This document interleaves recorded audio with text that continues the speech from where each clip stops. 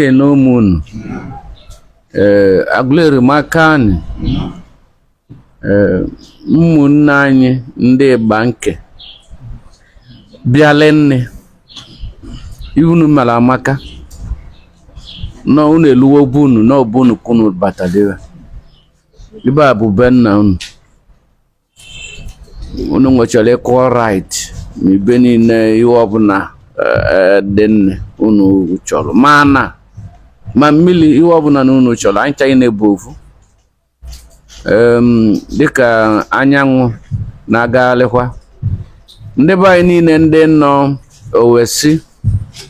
Bo America. Ma ibedi niche. Ano anata novu. Obulu olu chukwu na alu. N'Igbo jikọta aka ọnụ. N'Igbo bakara ụbarị na anata chawa. Ma onye na-alụ obe nne ya. Ụdị a unu na-alụ unu bụ ndị banke. Si n'Edo steeti. Na-elu obe nna unu today. Iwe ọma. Unu ya enweta na onye zọrọ ọkpa na be nne ya. Iwe ọma ya so onye nwa na-aga. Anyị na-ekwu na udo adọ na banke. Amarokwa eri awo for mgbe mbido ọrụ na Jilot Bega. Mụ na ndị banke na-agba ọlụkọlụ. So ụdị dị work there na mgbe na-alụ na Jilot Bega. So amam na ụmụnne m dị chewa ahụ. Ma today no bụ ọlụ reality. So ekpele m ma bụrụ na Chineke nna je gozie banke n'ime Edo steeti. Is unfortunate na inu na anọdụ n'Owu steeti.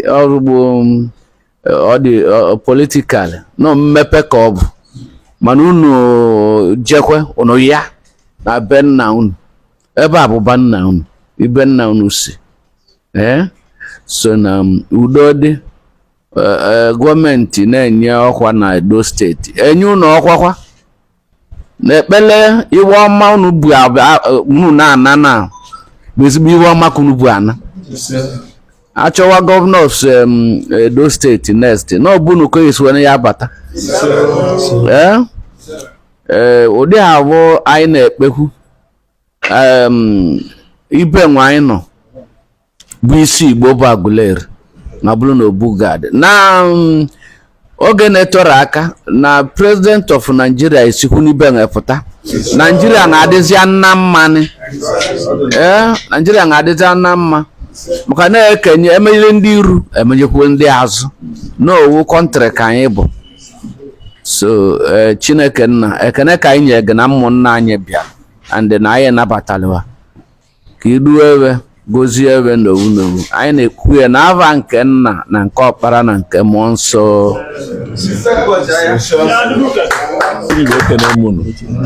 Aguleri ekene munu. Ụmụnne m ekwuchakwa n'ibe m ekwu. Mana ibe na-atụwasị ya bụ na onye lulu na be nne ya ọkpelu na ana tata. And tata unu na-ana na unu ajụla akwụ ibe dị na Aguleri, ibe dị na be nna unu ya esozi unu. Iwe ọbụla unu na-emezi bido taa anyị gaba ibe ya adịgharị na nwanne anyị bụ anyanwụ ụtụtụ ije na-aga ndị ibe dị na Aguleri ebulugu ụzọ kpere gị azụ ọmụchu ka anyị bụ. And ovive unu ya aghọta bụ na nwa Aguleri a na-atọrọ na mba. Ibe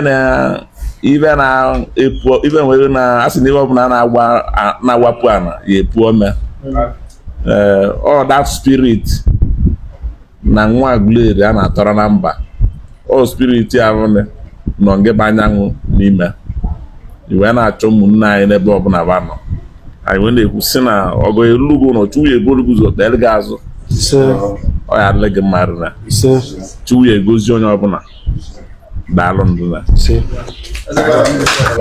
Asị m ka nkene anyanwụ bụ onye gagide ije nwere abịa taa maka ihe anyị na-achọba anya hụ ya. So ana m ekene gị. Mana ekwu na adịle gị mma. achọrọ n'ije nwa ejigide ije elebe nne onye elokwa onye lụrụ na palesi nwe luwo n'ibe Igbo dị bido ọnọdụ ka ihe ọdụmobi kọwa kịta ọ kọwa anya na ụdị ọbụla eji nwa agwọta ya na masị na alụnụ mma Chineke ya ebulu n'ụzọ kpelu n'azụ mee ka iwe bụ ọtụtụ niile pụta ibe masị na alụnụ mma dejen Enugwu Aguleri ndị authority ndị ya start with the traditional rulers to give vote of thanks.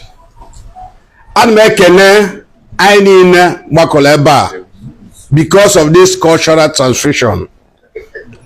Ana m ekene ndị igwe niile ma ndị ụmụnne anyị ndị bịara today ka anyị na likọrịta nwekọrịta.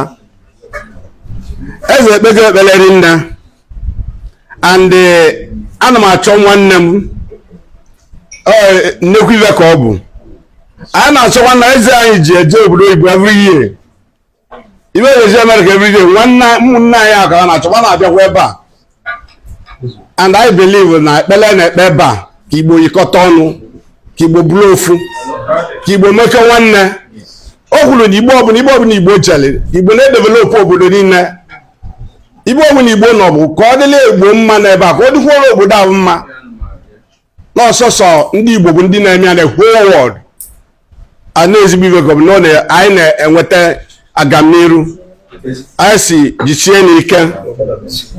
jichie n'ike si na ọbịbịa unu bịara ebe a na anyị amaọrụ na anyị amagolu n'ọma bụbe unu eze kwuru si ma na mmiri na unu nwụchi onweli ya so anyị na-ekene unu kene ndị niile bịa taa ndị pres anyị na-ekene unu maka na unu ka eji ama ife ụwa niile na-ekwu ife ọbụla mmadụ mere ọbụla ọ gbara ndị press iwu go far but because na ndị press nọ in our midst anyị ma na the whole world will hear our voice ọ dịrị izi mmadụ bịa den try ya ife na-ekwu na si na nya n'onwebe nya si pull out from that it's not an easy thing ọ bụrụ ma anyị na-ga-enwe courage ndị Igbanke nwere to pull out to say I will have identity to say we have root we want to identify with our root it's not easy but it's because the spirit of Igbo the Lanime that spirit is working for you it's working for everybody Jesus.